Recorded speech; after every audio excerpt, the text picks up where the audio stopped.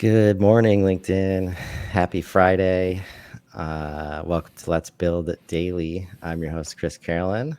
Super special guest today, Selim. Welcome to What's the up, show. everybody? It's been a while. I guess I've never been on the show, but it's been a while. Yeah. No, great to have you today. I'm excited for this conversation and just to share. I think most people know at this point, I try not to, hide what's on my mind too much, like the transparency. And, we're just going to have an open conversation about, what we've learned in various regards related to trying to start a solutions partner agency from scratch, while both coming from inside of the industrial and manufacturing companies, we've been at. So like this transition from inside to outside, from, manufacturing environment to SaaS world has just been so interesting, to say the least. And, I think we have some stuff that might resonate with some people. Yeah, definitely. In fact, it would be interesting to talk about when we started to think about becoming a solutions partner and making an agency. We talked with industrial marketing agencies. We talked with HubSpot technical solution partners. We talked with a lot of people. Everybody was saying, "Don't do it." But we were passionate about trying to make it work for the industrial space using HubSpot because we believe in the solution. We've been users and customers for a long time. It's not that we're just chasing a paycheck. In fact, a lot of these partners were telling us, "Hey, the paychecks are not as nice as they were 5-6 years ago when HubSpot was still starting, and you can just tack it on, and suddenly it's a bunch of revenue." But we were Yeah. passionate about fixing this, and we went in with a plan that included us doing both consulting and deployment and execution and creating a product and doing media and Oh, we did that last one. Not so bad. Got a lot of good feedback there. The fun stuff, all the challenging stuff, like the first four things you mentioned. Like, all right, yeah, well, clearly we're going to be forced to do that at some point. Let's focus on the media stuff. Let's do some fun stuff for a while. Yeah, man, it was interesting as we were thinking about this. Definitely talked to a few people, but also like from the perspective of like, understanding what the manufacturing like focus is from the ecosystem. And I'd done some just looking around and, wasn't surprised to see that most people that say manufacturing on their website, all the case studies related to those situations are lead gen, marketing hub. Right. So I was like, yeah. okay, there's going to be a space for us to bring what we're selling. But what's also interesting for me and what I've learned a lot from is like when I was on the inside, I would always think to myself, like having met HubSpot in 2017 and just drinking the Kool-Aid right off the bat, but also like being exposed to like, the Ask You Answers, story brand, like all these like customer experience, focused approaches. It's like, all right, this makes so much sense. And then you've got, Gorilla 76 and Joe Sullivan and True marketing. True Marketing. Todd Hockenberry was the first partner I worked with. They're all saying the same things, and it's just not hitting. It's Yeah. not getting through to the people that are around me. And sometimes, we could get through in one-to-one conversations, but it always took a lot of effort to get the point across. And now that I've been on this side. In fact, we started believing that, hey, every time we say something nobody listens when we're in house, then some fancy pants consultant comes in, charges them $5,000 a minute to tell them exactly the same thing, and they're like, "Oh my god, this is the best idea. Why didn't we think about it in the first place?" And you did. Yeah. We're right we're right here. We're asking for exactly that. So we thought, like, hey, that's how we do it. We come from the outside. We tell them, hey, this is the solution. They pay us money, and we make their life easy. Right? That's it. That's how That's simple. it was gonna go. Right? In reality, though, I can speak for myself, but every time I'm in conversations, I'm a software vendor. Oh, Yeah. can we work with you without HubSpot? Why are you pushing HubSpot? First of all, I'm not pushing HubSpot. In fact, anytime I'm in a conversation where you ask me about a CRM, I will definitely mention HubSpot because I think that's the best option out there. If you're going to mention a CMS, I'm going to say HubSpot because, in my opinion, if you don't have a CRM, get HubSpot CRM, and then if you have HubSpot CRM, then HubSpot CMS is a no-brainer. In every conversation, when somebody is asking, "Hey, what tool?" In my opinion, the suite of tools that HubSpot offers is exactly the solution. That's why I became a HubSpot solution partner. Not because it's a glamorous thing to do. It's because I was going to recommend HubSpot anyway. But every conversation that I've been in, oh no, you're acting like a software salesman. Yeah. And we talked about this at length as we were launching and as we were figuring out the path forward, as we were putting the website together. And it was like, no matter how hard we tried to not make it about HubSpot, if there was just any sniff of the word HubSpot, it's like that it just becomes like for like half the people that we would talk to, like, oh yeah, yeah, I mean, you guys are doing cool stuff, but do we have to have HubSpot? It's just like that's where you're at. That's your takeaway.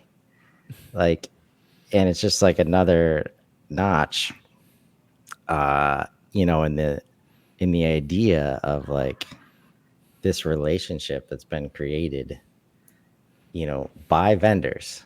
Like the software vendors themselves definitely have a lot of responsibility in this in the way that they've delivered these products to market.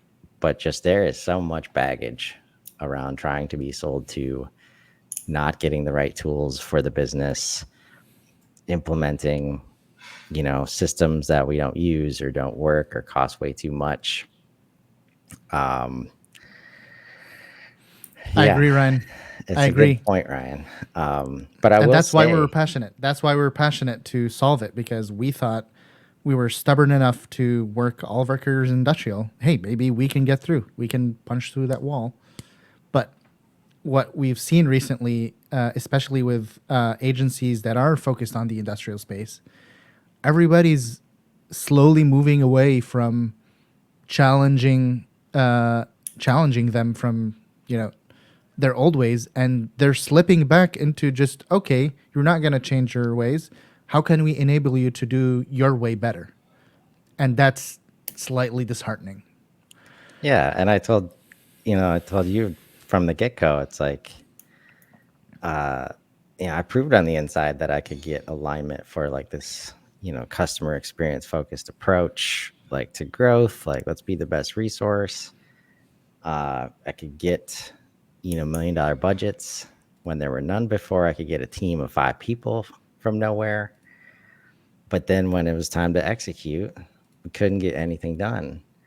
And, you know, knowing what I've seen now, but also what I was learning at the end is like without revenue operations, basically, like we don't always call it that, but that's what it is. Without that, without some ownership of that, without managing your data properly, all these initiatives, except for lead gen, because lead gen It's just like, give me a list, and then the sales guy takes it all away. That's the that's the only thing that can work when you don't have your data right. And that's just because you've got these like 20, 30 year sales vets that they don't need these systems to get their job done. They can take it from start to finish. They've been doing it for years. But you see these companies that start to grow, and they got to bring in new people, and just all the things start to happen, and not having that on the inside. So when we started, it was like, yeah, we want to help. We know that we can help people with video and help them be better on LinkedIn. But it was important for me to say, like, look, I don't want to go take people's money, because that will be exciting for them, but they can't do it. They're not ready for the change, because nobody has time, and nobody has time because they don't have the systems in place. And nobody can do this for them, right? It needs to be their face, right? They're the trusted expert. And it was just, I still hear it. It's like, oh, as soon as we get them in the door, like, we win. And it's like, okay, then whatever happens inside the door, we need that to be outside the door. And then and it's like, but all this stuff. So that's why there was this focus on RevOps and, the portal to try and like unlock that, right? And like, can we do a little bit of change over here in order to do the fun stuff, like do the stuff that we know you could be successful at, and you're smart people. As soon as they understand how to use something like LinkedIn as a tool, they jump all over it, right? And it was important early on to kind of make that distinction. But here we are, a 2-person, no client base, just getting started in an ecosystem that is very far away from understanding that. Yeah.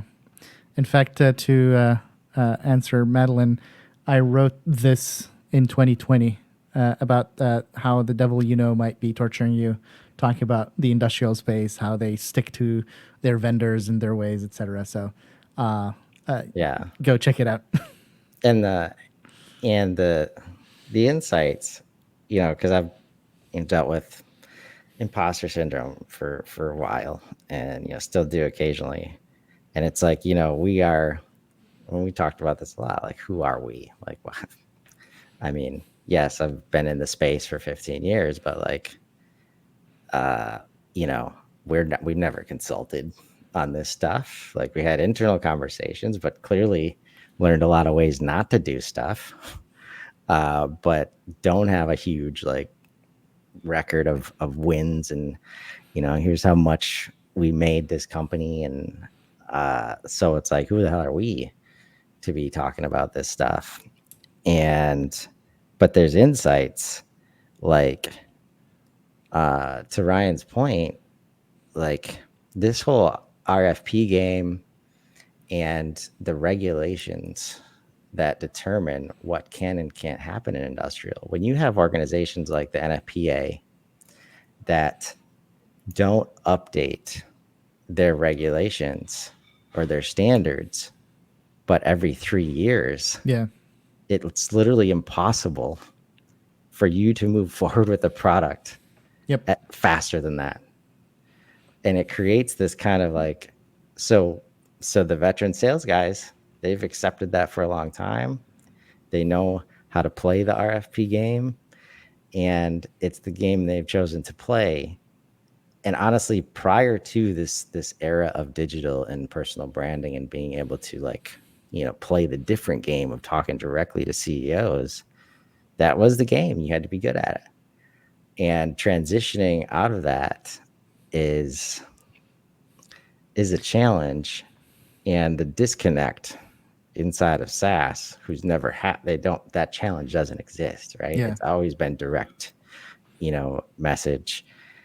And they just don't know how to have that conversation, because, industrial is there for, like, there are good reasons for why they don't change. And almost all of them have baggage which I think is underestimated as well, where there's some SEO firm or some consultant that said, hey, we're going to get you a bunch of leads. It's going to happen really fast. It's going to be this amount of money. Yeah. And at some point, like, these leaders have taken a chance on those. And we all know how that goes, right? What's more frustrating is that you see inklings and you see like little seedlings of potential. I worked in a building materials company, and they were overinvested in trade shows. Like the big industry trade show happens every year. We do six figures on a booth there. We're always doing sell sheets, sending collateral, salespeople knocking on doors, going into distributors, physically selling the products. And then you get times where one of the traveling salespeople comes back to headquarters. They sit down and they start talking about the industry. And all I want to say is like, hey guys, can I just pull up a camera and just film you? Because this is an amazing conversation. It's an amazing conversation. They're talking about current industry problems. They're talking about trends. They're talking about outlook. They're talking about what's performing well. They're talking about like customer reaction. Like, not to be the guy pushing podcasts, but it's an amazing podcast. And it doesn't. And everybody's like, no, we don't have time to produce a podcast. Then don't produce a podcast. Let's not call it a podcast. Let's call it a video web series. Let's call it whatever you want. Call it whatever you want. Do you want to call it a webinar? No. Don't call it a webinar, because then you'll ask me for MQLs. I don't want that. Just call it anything you want. Just let me film it and put it online. I'm not going to drive views to it. I'm just going to use it, chop it up, repurpose the whole thing we've been talking about all the time. Just let me have these conversations. And the subject matter experts, we're ready, because they do that all day. They talk all day. They're salespeople. You can't get them to shut up sometimes. But it's people who think, oh, there's opportunity cost here. If they're spending time on this podcast, they could be calling another account. And these accounts were 5-figure, 6-figure. So for them, hey, maybe we get that like 50,000 order instead of you wasting time on a podcast. Wasting time, indeed. Our clients don't listen to podcasts. Cool. I don't. How about a zero listen podcast strategy? No. Like, but what we don't have time to promote and push people to listen to the podcast. We don't have to. All I'm saying, I want to record you guys. But even then, that's viewed as like a loss of opportunity.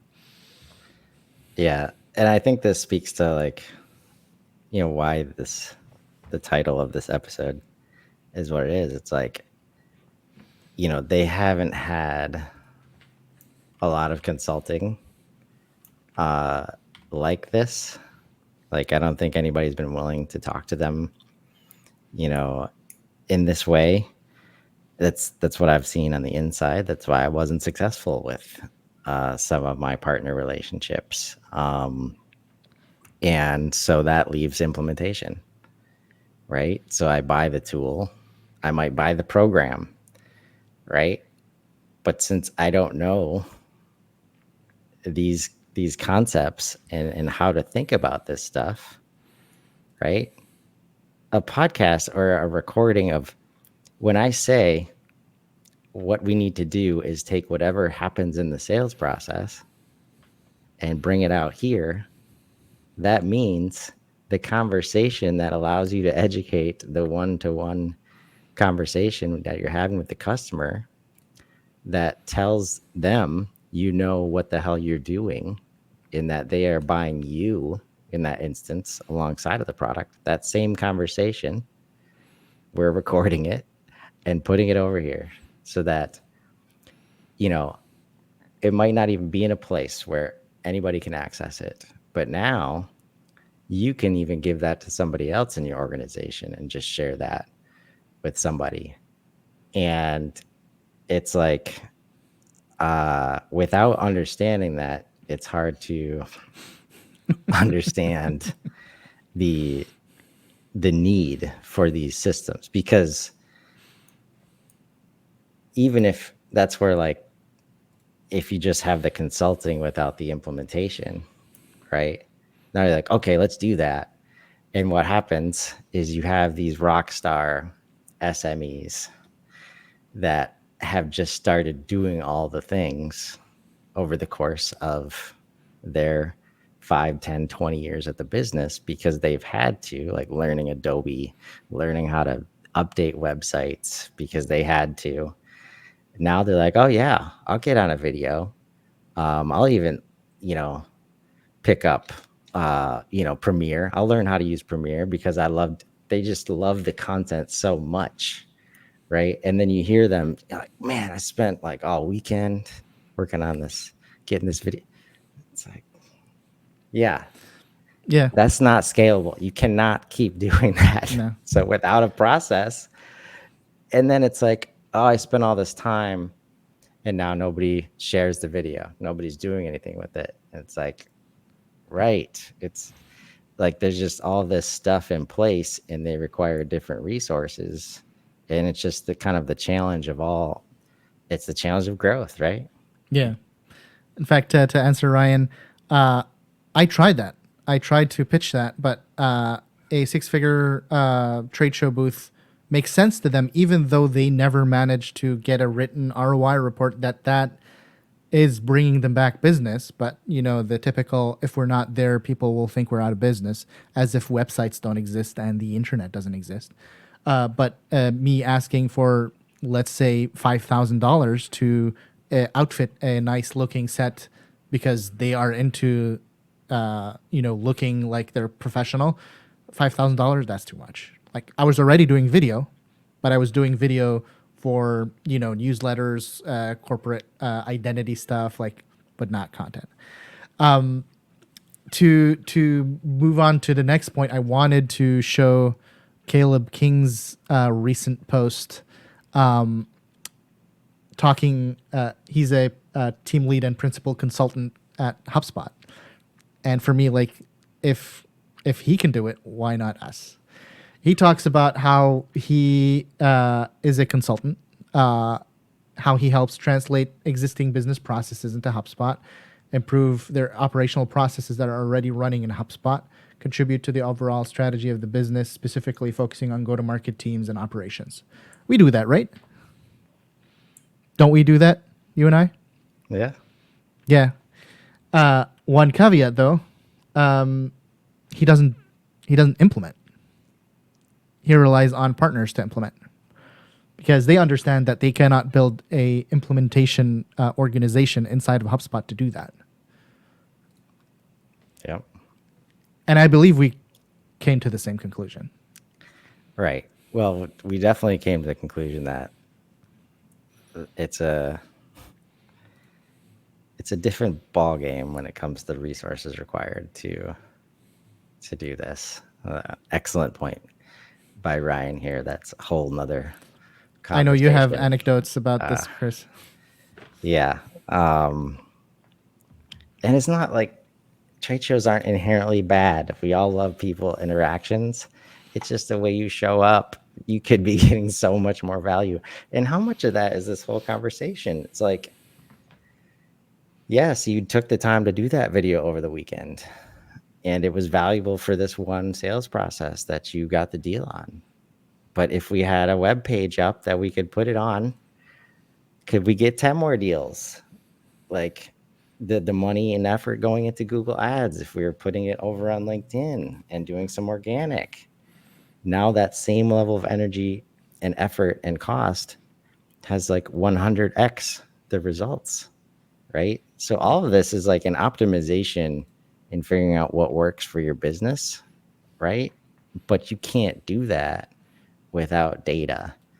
And you're never going to get the data if you don't have the right system, the right process, the right people. And by the right people, it's either they have experience doing it or you train them, likely both. And that's the part where it's this layer that's always missing. And I'm glad you shared that post because it's the challenge of implementation especially in industrial manufacturing, and why so many projects fail is that you never get all the people in the room as early as you should. So you look for these quick wins for individuals in the organization. And then you go to the next one and they want something completely different. You go to the next team, they need something completely different. Oh, I thought I could do this, but I can't because this team doesn't put the damn data in the system right away. Right. And this whole training, internal communication layer that almost always reveals itself. And when I hear somebody like, Marcus Sheridan, who's at a much different level and talks to way more organizations, when he says stuff like less than 5% of organizations train their people on internal communication and communications, and then we wonder why this stuff isn't working. Like HubSpot, it's one of, if not the best tool on the planet to manage customer communications for your business. If you're losing emails, if you can't find stuff, it's not because of HubSpot. Yeah. Right? Yeah. And that layer, even with that third piece, and that's why it was so hard, as we got started up, as we were starting to experience this, like one of the challenges we had is like, and how often do you hear it? Like, this was a great sales process. Now onboarding is going terribly. Right. And obviously we're going to err on the other side, but that was something we could never figure out is like, okay, like, we've got the consulting, like we can start to get people through the process. Now, how do we hand it off effectively and like, create this, but you're inherently creating friction in it. And it just like, it's a challenge to figure out, but that's where it's like, if you don't have this person who like learned everything about the customer Yeah. on the way, like not somehow involved in the onboarding, the implementation, and also consulting over there, right? Yeah. It's going to be a bad time for customers. It's important to note, though, that this is at the scale of two-person outfit. Bigger organizations that have giant teams, that handoff isn't necessarily evil. Like you Right. need your team to, as soon as that deal closes, you pass it off to delivery team, move on to the next one. But in our case, we're both experts. We both are implementers. We both are salespeople. We both are marketers. In this situation, having to refamiliarize yourself with the new company in a situation where the person who has been building this relationship this whole time can just continue it without a disconnect started to make more sense as we started thinking about trying to work through these inefficiencies. And honestly, we had started at some point thinking about, hey, what does like growth look like? Are we gonna start resourcing more? Can we afford to resource more to do it like that?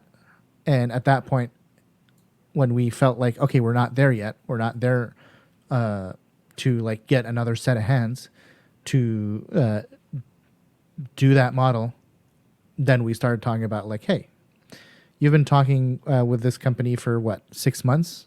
Yeah. Do I have to redo those 6 months just so I can deliver the work, or can you do it? It's like, yeah, I can. And at that point, the consultancy idea sprung out. And Yeah. yeah. And this is also where like little fish, big pond comes into play. And like when you try to find a place for yourself, especially when you have people telling you that the window for HubSpot partner has passed. I'll say it in this way, in a delicate way. HubSpot is looking to break into upmarket. The upmarket clients need big, strong organizations to help them implement HubSpot. It's understandable that HubSpot now is focusing on organizations that can deliver that. And who are the organizations that can deliver that? They are the tiered partners that have shown that they can not only bring business, they can bring business fast and they can keep business. And as a result, they have been focusing less and less on untiered and like gold partners. And at that point, we felt like, are we going to try to rank up as a partner?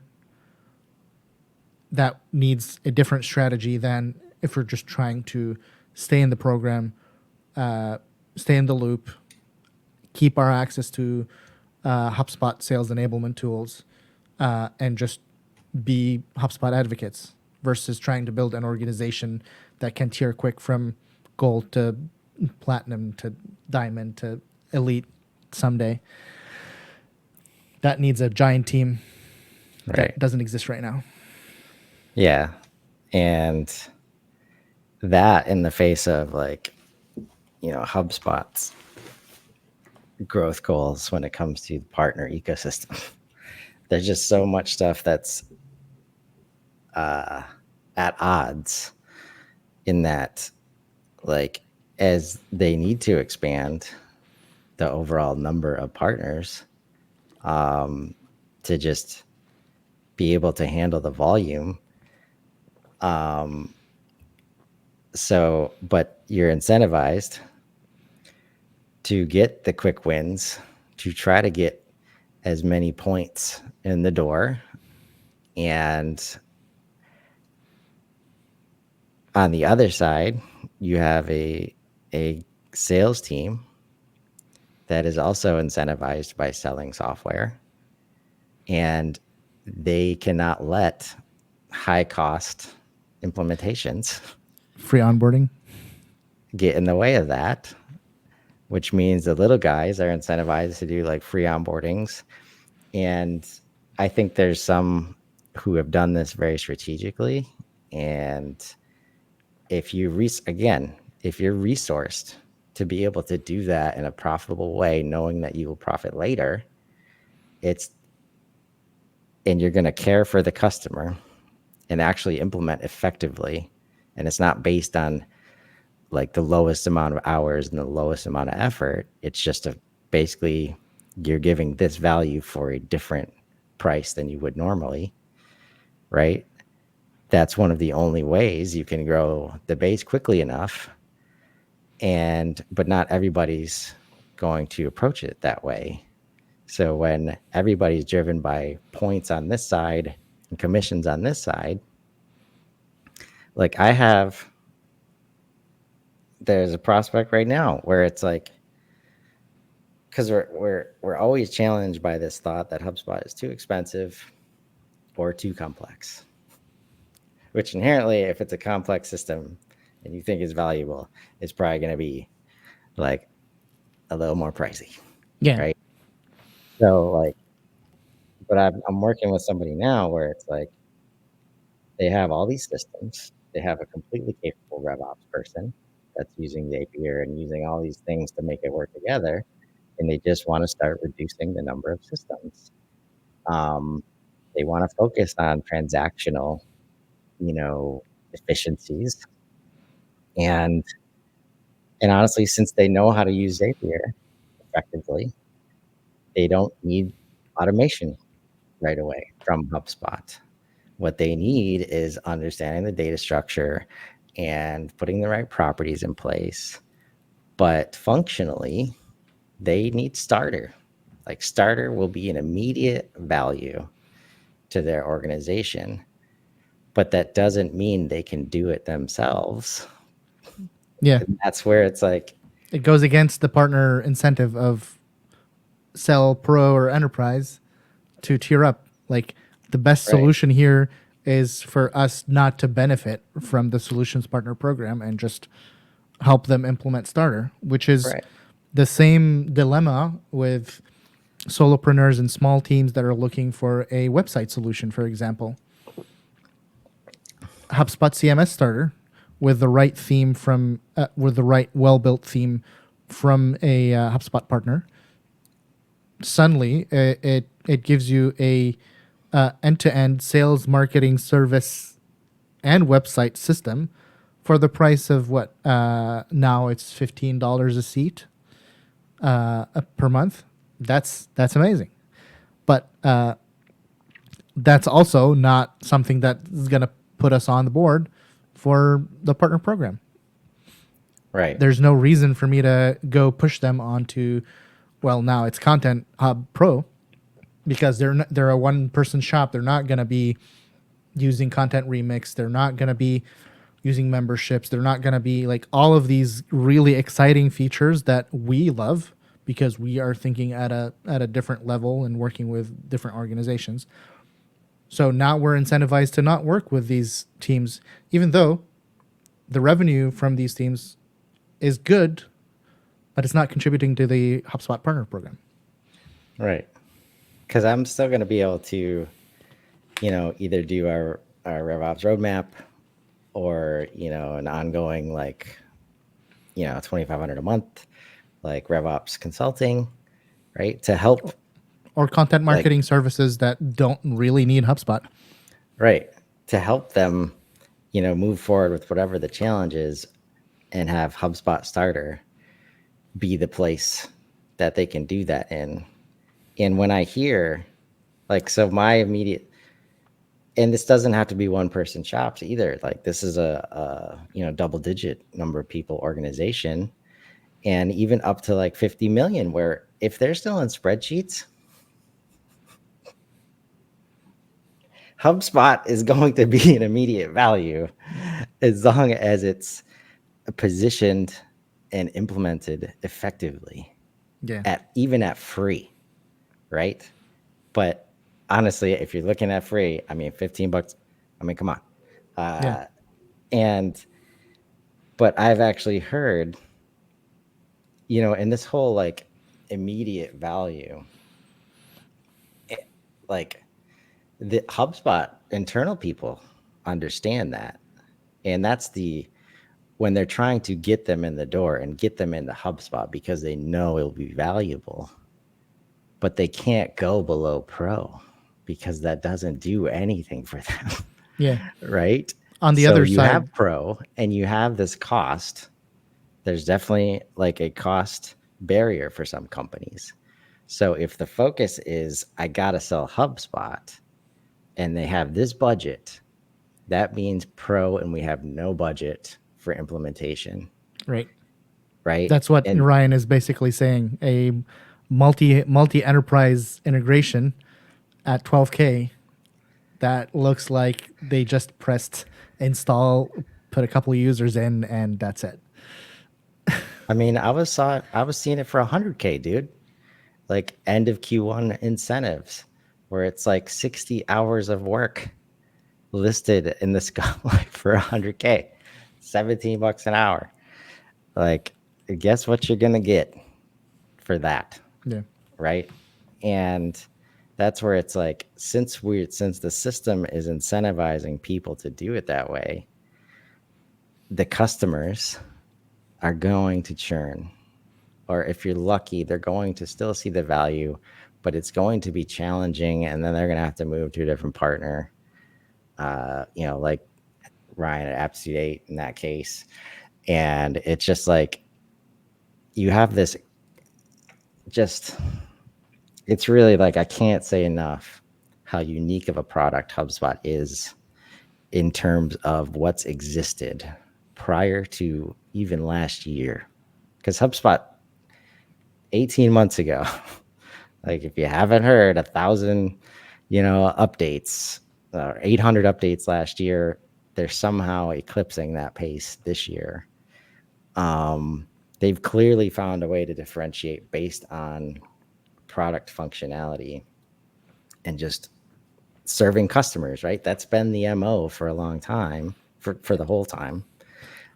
Really wanting people to help grow better. There's never been a system like this in place that can provide such a quick time to value with such a usable, maintainable system, right?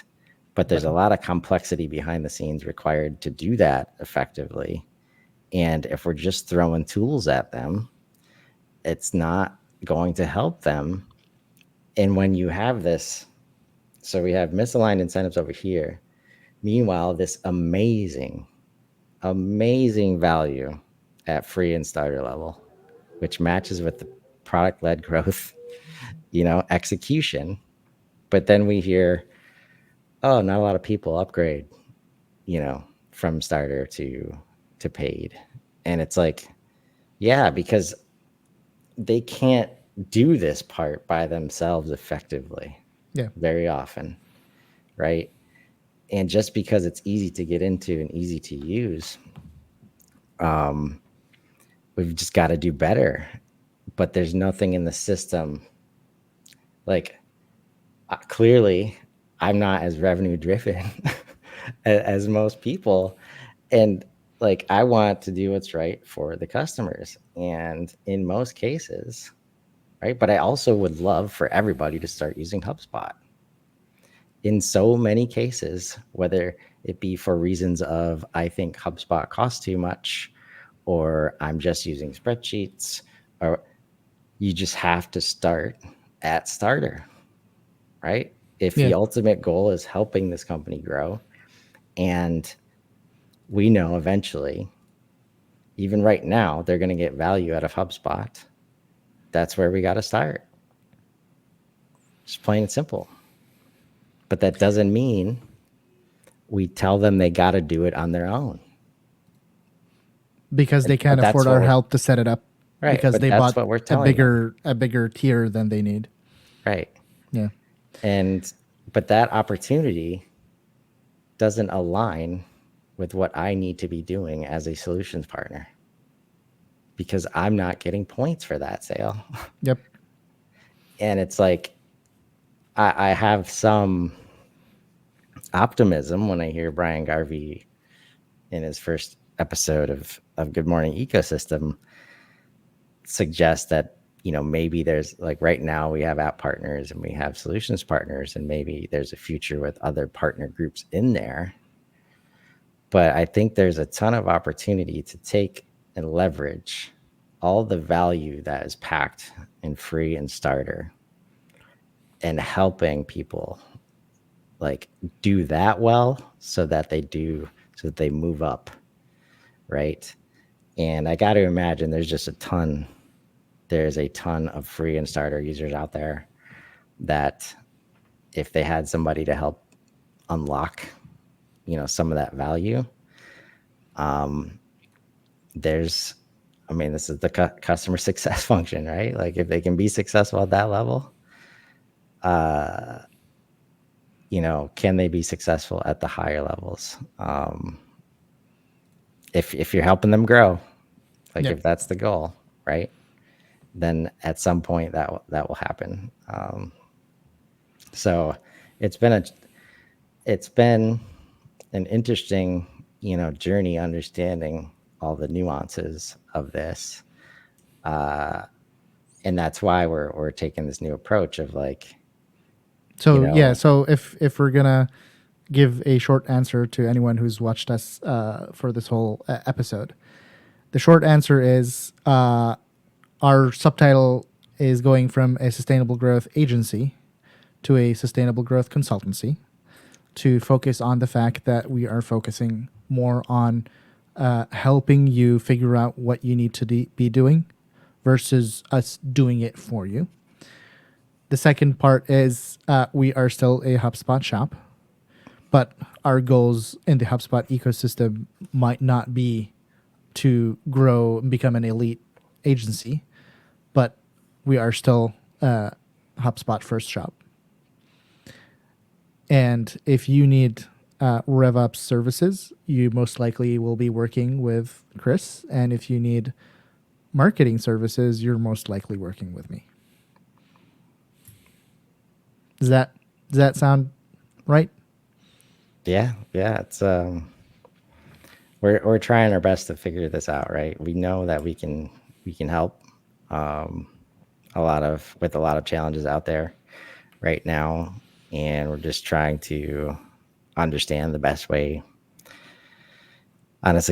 we can do it, in a way that helps us survive at the same time in this ecosystem that's not really, built for us right now. Yeah. We're trying to find our place because we don't want to leave the ecosystem. We like it too much. Right. And I think we'll definitely be, obviously we've got some website updates and other stuff that we'll be updating. And, I'm going to try to remove the fear of, people being concerned about HubSpot and whether that has to be involved. Just because, like, if that's the knee-jerk reaction, if that's the concern, there's other problems. Like, Yeah. they clearly don't have a good relationship with tools in general. And, if you can't challenge them in that thinking, then it doesn't matter what tool you're selling, doesn't matter what strategy you're showing up with. There's underlying problems that need to be dealt with, which I love helping deal with those. It's not necessarily the most profitable thing yet for me. Like, something I need to figure out is how to turn, this knowledge sharing and expertise into Billable revenue hours. more often. To billable hours. Yeah. And, a good reason for this adjustment to a consultancy approach. But yeah, that's where it's like too many times, like, implementation, just, it's the easiest thing to do. And to But those without, listening and are worried, we still have implementation partners that we will be collaborating with to do the implementation. It's just neither me or Chris are going to be doing the implementations. yeah, that's the thing. I mean, like, the other side of, and the reason that HubSpot is the best platform that has existed, in my opinion, is because of the ecosystem. Like, and I'm talking, so I've been talking about the ecosystem, like trying to find my place, and how it's not necessarily built for the way we were trying to do our agency. That's all structural, like, how do you level up and how do you become elite, and commissions. And this is why I don't like talking about that stuff. Like, the ecosystem itself, the community, like the Sprocketeer community, I think it's a great indicator of what's happening. I mean, when they switched from Discord to Slack in November, there was 350 members. They're at 1,600 now, like 6 months later. In a Slack community, like, based very specifically on one software vendor, right? But that's because inside that community is an unbelievable amount of value in people just sharing challenges every day, other people helping with those challenges every day. In that community mindset, I know the HubSpot community itself, well, I can't find the motivation to engage there for some reason. I'm loving the Slack and LinkedIn situation. There's just all these pockets of space to get, help. Honestly, for free, if you know how to ask and know how to just throw your code up in places, there's people ready to just send it back fixed. But there's always a place to help. But I see, like, as it's scaling, we hear all of this, like, hard to keep up, right? Like, how do we get 10 more versions of Kyle Jepsen, right? It's a challenge in this growth. And I guess for me, I was like, okay, I guess this is what high growth at a $30 billion company like looks like and feels like. It's a little bit messy, right? As we change pricing structures, as we turn CMS Hub into Content Hub, it's not without its challenges, but ecosystem plus a tool built for the right reasons in the right way, always listening to customers. It's the ecosystem itself, and the culture code and all the stuff that you hear about, like is all in this. Like, this is why we're so committed to this platform, right? It's not just fancy tools, right? It's a mindset, and that's why it's like the whole inbound philosophy. It is a mindset. Customer first, serve for the customer, you win too, right? There's just not a lot of other places to count on that from right now. So we're here. We're still here. And thank you again for everyone who worked with us, supported us, joined us on content, gave us amazing praise on our podcasts that led to some funny interactions online. And thank you for everyone who's just been supporting us on my side and yours, Chris. Yeah. We couldn't have done this without our support structure. Yep, for sure. And that's where this is just all learning. Like, I mean, we would have been silly to think that we had it all figured out, starting from scratch, having never done it before. And, meanwhile, this growth stuff is happening on the HubSpot side too. So the best we can do is, understand what has happened and think about why, and, make some adjustments. And, we're trying to do that. So yeah, next step on the journey en route. Yeah. And I'll leave everyone with this.